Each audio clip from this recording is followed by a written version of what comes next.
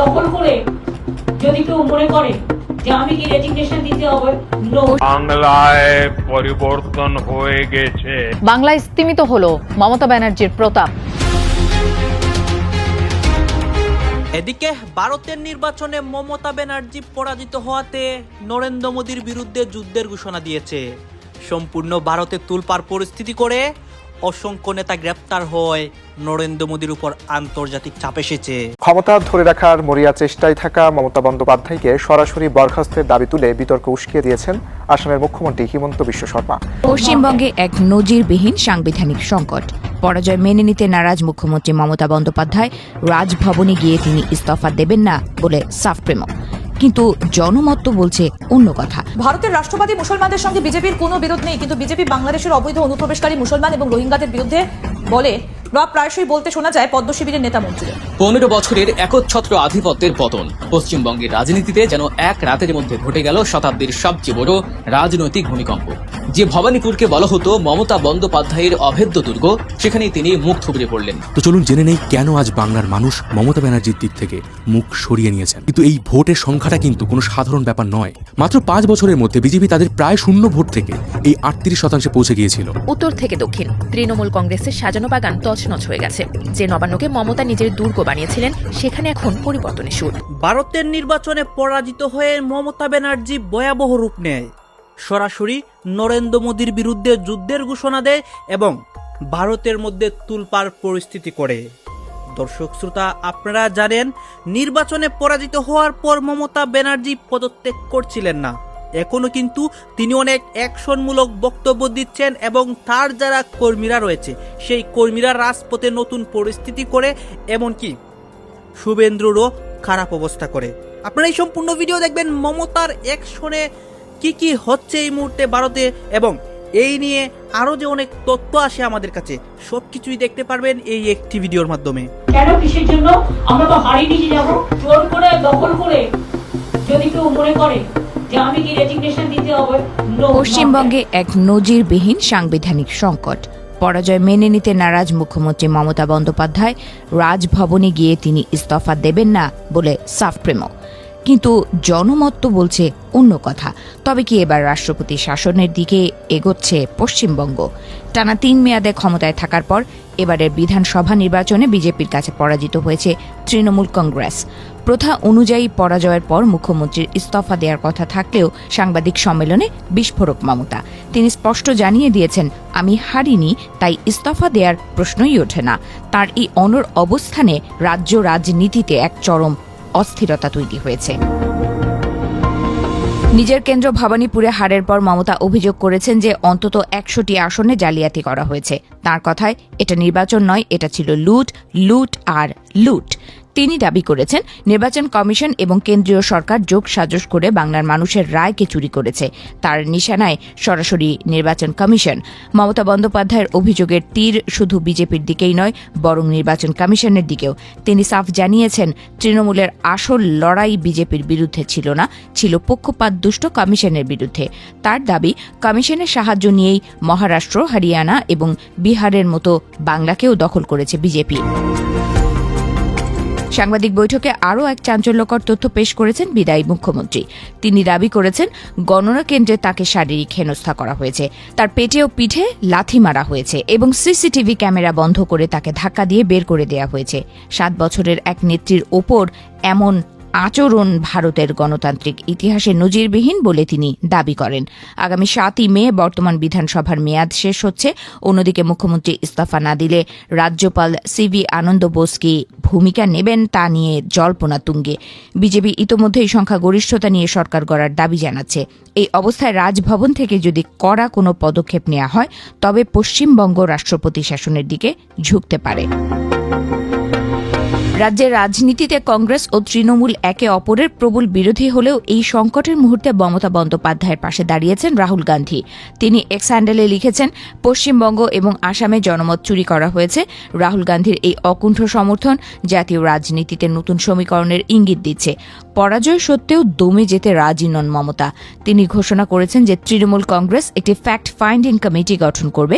এই কমিটি রাজ্যের বিভিন্ন প্রান্তে তৃণমূল কর্মীদের ওপর হওয়া আক্রমণ এবং ভাঙচুর হওয়া দলীয় কার্যালয়গুলো পরিদর্শন করবে। তিনি সাফ জানিয়ে দিয়েছেন, লড়াই সবে শুরু হয়েছে। 15 বছরের একচ্ছত্র আধিপত্যের পতন পশ্চিমবঙ্গের রাজনীতিতে যেন এক রাতের মধ্যে ঘটে গেল শতাব্দীর সবচেয়ে বড় রাজনৈতিক ভূমিকম্প। যে ভবানীপুরকে বলা হতো মমতা বন্দ্যোপাধ্যায়ের অভেদ্য দুর্গ, সেখানেই তিনি মুখ থুবড়ে পড়লেন। আর ওপারে এই ক্ষমতার পালা বদলের রাতেই বাংলাদেশ সীমান্তে হঠাৎ জারি করা হলো সর্বোচ্চ সতর্কতা। টহল বাড়িয়েছে বর্ডার গার্ড বাংলাদেশ বা বিজিপি। কিন্তু কেন, হঠাৎ কি এমন ঘটলো যে রাতের অন্ধকারে বিজেপিকে এমন অ্যালার্ট পজিশনে যেতে হলো? নির্বাচনে জিতেই কি বাংলাদেশকে গাজার মতো শিক্ষা দেওয়ার স্পর্ধা দেখাচ্ছেন বিজেপি নেতা শুভেন্দু অধিকারী? পশ্চিমবঙ্গের এই নতুন সমীকরণ বাংলাদেশের জন্য ঠিক কতটা ভয়ানক হতে যাচ্ছে? আজ আমরা এই পুরো রাজনৈতিক চালচিত্রের একেবারে ভেতরের খবরটা আপনাদের সামনেই তুলে ধরব। পশ্চিমবঙ্গের 294টি আসনের মধ্যে 148টি আসন পেলেই যেখানে সরকার গঠন করা যায়, সেখানে বিজেপি একাই ছাড়িয়ে গেছে 200 ঘর। বামফ্রন্ট এবং তৃণমূল কংগ্রেসের দীর্ঘদিনের যে দাপট ছিল তা যেন এক নিমিষে ধূলিসাৎ হয়ে গেল। এই নিরঙ্কুশ সংখ্যাগরিষ্ঠতা নিয়ে প্রথমবারের মতো কলকাতায় সরকার গঠন করতে যাচ্ছে বিজেপি। কিন্তু এই জয় যতটা না রাজনৈতিক, তার চেয়ে অনেক বেশি আদর্শগত। খোদ বিদায়ী মুখ্যমন্ত্রী মমতা বন্দ্যোপাধ্যায় তার নিজের আসনেই হেরে গেছেন একসময়ের তারই ছায়াসঙ্গী শুভেন্দু অধিকারীর কাছে। আর এই জয়ের পর শুভেন্দু অধিকারীর আসল রূপটা যেন আরও নগ্নভাবেই বেরিয়ে এসেছে। বিজয়ের উল্লাসে মেতে উঠে শুভেন্দু অধিকারী যে ধরনের মন্তব্য করেছেন তা রীতিমতো হাস্যকর এবং একই সাথে চরম ঔদ্ধত্যপূর্ণ। তিনি এই জয়কে সরাসরি হিন্দুত্বের জয় বলেই আখ্যা দিয়েছেন। শুধু তাই নয়, তিনি এমন এক কাল্পনিক দম্ভে ভুগছেন যে তিনি প্রকাশ্যে হুঙ্কার দিয়েছেন দিল্লি চাইলে নাকি কয়েক মিনিটেই বাংলাদেশকে দখল করে নিতে পারে। এখানেই থামেননি তিনি। ইসরায়েল যেভাবে গাজাকে শিক্ষা দিচ্ছে, ভারতেরও নাকি উচিত বাংলাদেশকে ঠিক সেভাবেই শিক্ষা দেয়া। তার এই আস্ফালন দেখে রাজনৈতিক বিশ্লেষকরাও মুচকি হাসছেন। কারণ যে শুভেন্দু অধিকারী নিজের রাজনৈতিক অস্তিত্ব টিকিয়ে রাখার জন্য বারবার রং বদলান, দল বদল করে নিজের আঁখের গোছান, তার মুখে এমন ভূ রাজনৈতিক বীরত্বের কথা মানায় না। এটি মূলত তার উগ্র সমর্থকদের তাতানোর জন্য এক ধরনের সস্তা রাজনৈতিক স্ট্যান্ডবাজি ছাড়া আর কিছুই নয়।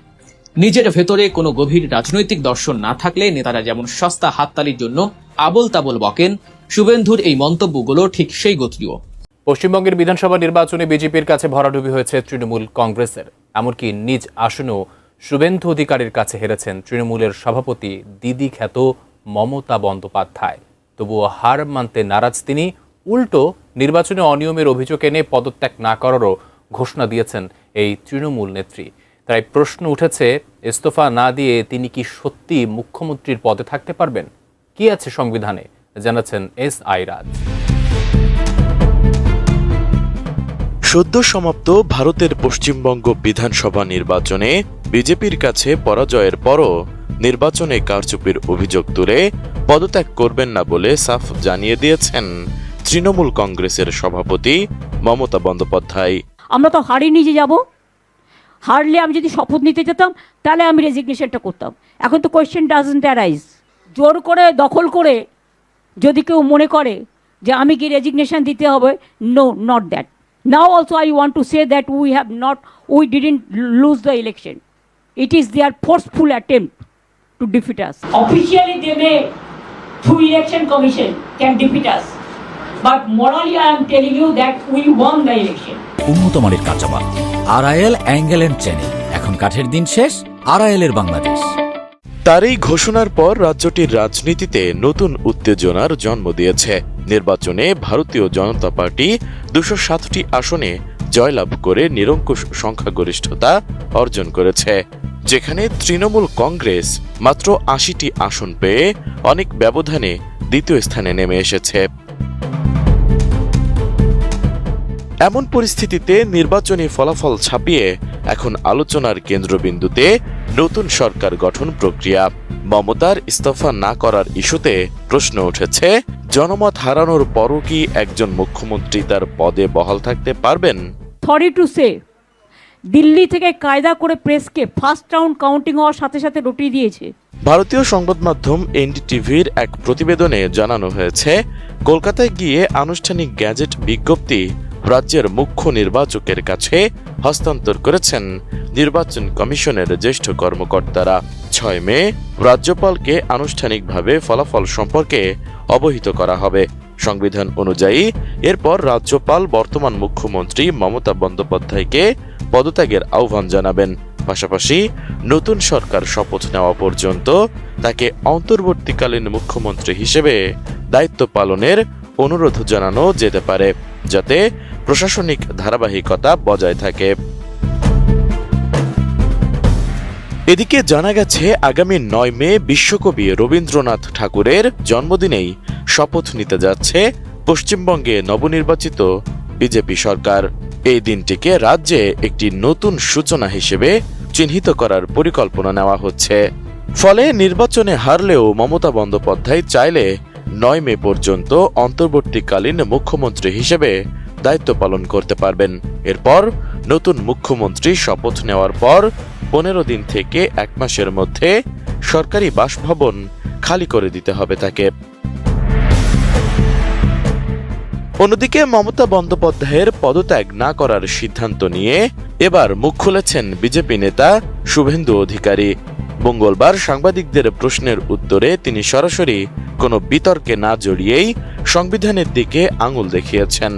শুভেন্দু জানান, সবকিছুই সংবিধানে উল্লেখ করা আছে, তাই এ নিয়ে বেশি কিছু বলার প্রয়োজন নেই। ভারতের রাষ্ট্রবাদী মুসলমানদের সঙ্গে বিজেপির কোনো বিরোধ নেই, কিন্তু বিজেপি বাংলাদেশের অবৈধ অনুপ্রবেশকারী মুসলমান এবং রোহিঙ্গাদের বিরুদ্ধে বলে প্রায়শই বলতে শোনা যায় পদ্ম শিবিরের নেতা মন্ত্রীদের। এমনকি রাজ্যে বিজেপি ক্ষমতা এলে সেই সমস্ত অনুপ্রবেশকারীদের চিহ্নিত করে তাদের বিরুদ্ধে ব্যবস্থা নেওয়া হবে বলে হুঁশিয়ারিও দিতে শোনা গিয়েছে তাদের। আর এবার বিধানসভা ভোটে নিরঙ্কুশ সংখ্যাগরিষ্ঠতা পেয়েছে বিজেপি। আর সেই জয়ের পর দিল্লিতে বিজেপির হেডকোয়ার্টারে বক্তব্য রাখার সময় অনুপ্রবেশকারীদের বিরুদ্ধে কড়া ব্যবস্থা নেবার হুঁশিয়ারি দিলেন প্রধানমন্ত্রী নরেন্দ্র মোদী। তিনি বলেন, আমি বাংলার প্রত্যেক বাসিন্দাকে আশ্বাস দিচ্ছি যে বিজেপি বাংলার এক উন্নত ভবিষ্যতের জন্য দিনরাত কাজ করবে।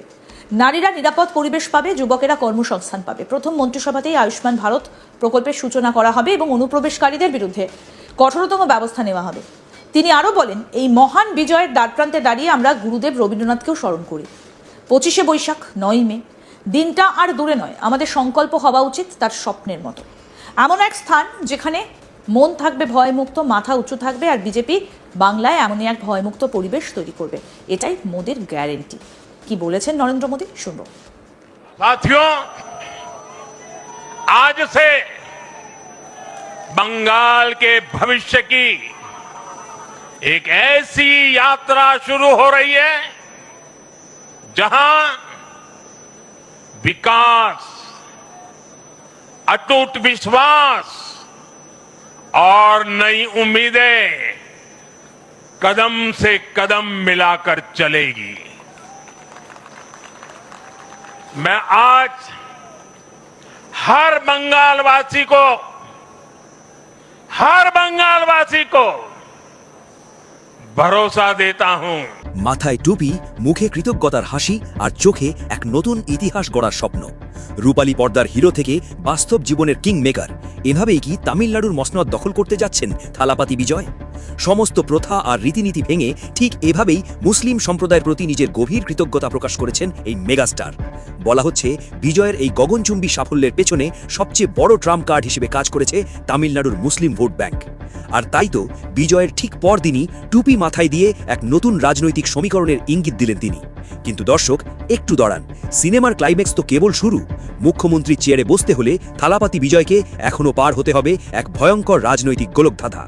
আপনারা দেখছেন ডিপথ নিউজ, আর আজ আমরা বিশ্লেষণ করব তামিলনাড়ুর রাজনীতির সেই রুদ্ধশ্বাস গল্প যা হার মানাবে যে কোনো বলিউড থ্রিলারকেও। দর্শক, গত 60 বছর ধরে তামিলনাড়ুর রাজনীতি মানেই ছিল দুটি মাত্র নাম, ডিএমকে এবং এআইআইডিএমকে। এমজি রামচন্দ্রন, করুণানিধি কিংবা জয়ললিতার মতো কিংবদন্তিরা এই রাজ্যটিকে নিজেদের পৈতৃক সম্পত্তি ভেবেই শাসন করে এসেছেন। কিন্তু আজ তাদের সেই অহংকারের দুর্গ তাসের ঘরের মতো ভেঙে পড়েছে। এই ধ্বংসস্তূপের উপর দাঁড়িয়ে এক অবিশ্বাস্য রাজনৈতিক ভূমিকম্পের জন্ম দিয়েছেন থালাপাতি বিজয়। তার দল টিভিকে বিধানসভা নির্বাচনে অন্য সব রথী মহারথীদের পেছনে ফেলে এমন এক ফলাফল করেছে যা কেউ কল্পনাও করেনি। কিন্তু এখানেই আসে সেই $1 মিলিয়ন প্রশ্ন। 234 আসনের তামিলনাড়ু বিধানসভায় সরকার গঠনের জন্য প্রয়োজন 118টি আসন, আর বিজয়ের দল পেয়েছে 107টি আসন। অর্থাৎ ম্যাজিক ফিগার ছুঁতে তার প্রয়োজন আরও ঠিক 11টি আসন। এই 11টি আসনের জন্য এখন রাজ্য জুড়ে যে নীরবতা বিরাজ করছে তা কি কোনো ভয়ঙ্কর ঝড়ের পূর্বাভাস নয়? একটু পেছনে ফিরে তাকাই।